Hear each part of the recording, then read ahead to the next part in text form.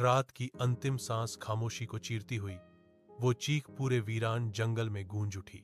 चीख इतनी दर्दनाक थी कि लगा मानो किसी इंसान की आखिरी सांस को जबरदस्ती खींच लिया गया हो। और अगले ही पल सब कुछ फिर से खामोश, बिल्कुल मौत जैसा सन्नाटा। रात काली थी और आसमान बादलों से घिरा हुआ।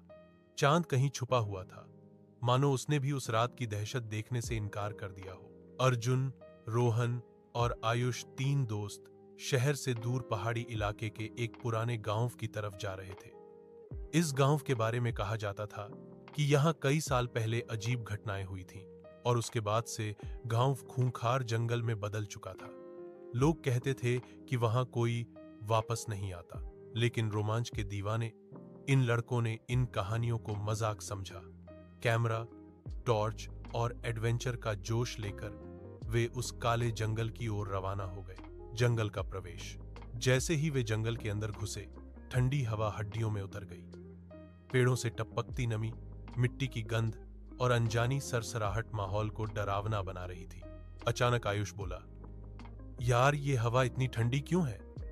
और ये पेड़ अजीब लग रहे हैं ना? रोहन ने हंसकर कहा, डरने वालों की तरह मत सोच, कुछ नहीं है यहां। लेकिन अर्जुन का ध्यान अपने कैमरे पर था। ये लो, रिकॉर्ड हो रहा है, अगर कुछ मिलेगा तो वायरल वीडियो बन जाएगा। तभी उन्हें दूर से पायल की हल्की आवाज सुनाई दी। छन छन छन। तीनों एक पल को रुक गए। यार ये क्या था? अर्जुन फुसफुसाया। शायद कोई इंसान होगा, रोहन ने कहा, लेकिन उसकी आवाज में भी अब हल्का डर था। पहली झलक। आवाज धीरे धीरे पास आने लगी। पेड़ों के पीछे से एक सफेद साया दिखाई दिया। लंबी बालों वाली एक औरत, जिसके शरीर पर गंदा सफेद कपड़ा था, चेहरा नीचे झुका हुआ, हाथ बेजान से लटक रहे। कौन है वहां? अर्जुन चिल्लाया। साया अचानक रुक गया, फिर कर्कश, टूटे गले की आवाज में बोली, क्यों आए हो? ये जगह जिंदा लोगों की नहीं, लौट जाओ। अगले ही पल वो आकृति हवा में गायब हो गई। आयुष के हाथ से टॉर्च गिर पड़ी। भाई, ये क्या था? हमें वापस चलना चाहिए। लेकिन रोहन जिद में बोला, वो हवा थी, कोई ट्रिक होगी, हम आगे जाएंगे। मजबूरी में बाकी दो भी उसके पीछे चल पड़े। छोड़ा हुआ गांव। करीब आधा घंटा चलने के बाद वे जंगल के बीच पुराने जर्जर घरों वाला एक गांव पहुंचे। दरवाजे टूटे हुए, खिड़कियां हिलती हुईं, दीवारों पर हाथों के काले निशान जैसे किसी ने मिट्टी में डूबे हाथों से खरोंच लगाए हों। और सबसे अजीब, हर घर का दरवाजा अंदर से बंद था।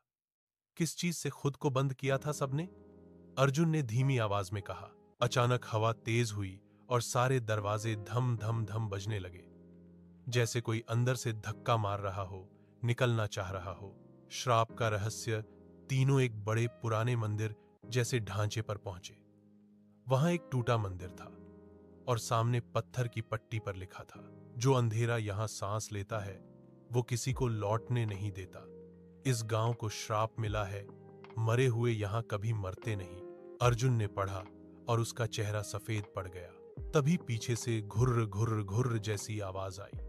धीरे धीरे अनेक परछाइयां नजर आने लगी, इंसानी आकृतियों जैसी, पर आंखें खाली, शरीर मुड़ा, तोड़ा हुआ। आयुष डरते हुए बोला, ये इंसान तो नहीं है।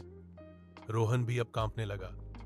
दो दोस्तों भागो, मौत का खेल। वो परछाइयां अचानक दौड़ पड़ी। चीखें, टूटती टहनियों की आवाज, भयानक फुफकारें। तीनों जान बचाकर भागे। आयुष फिसल कर गिर पड़ा। एक परछाई उसके ऊपर झपटी और वो चीखा, बचाओ।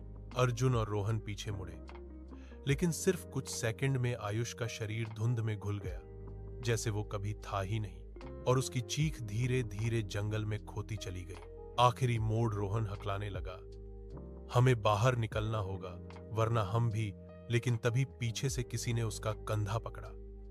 रोहन चीखा, पर उसकी आवाज वहीं दम तोड़ गई। अब अर्जुन अकेला था। सांसें तेज, आंखों में डर, पैरों में कांप। वो दौड़ा, पेड़ों को धक्का देता हुआ, गिरता पड़ता। दूर उसे सड़क की हल्की रोशनी दिखी। मैं बच गया, वो चिल्लाया।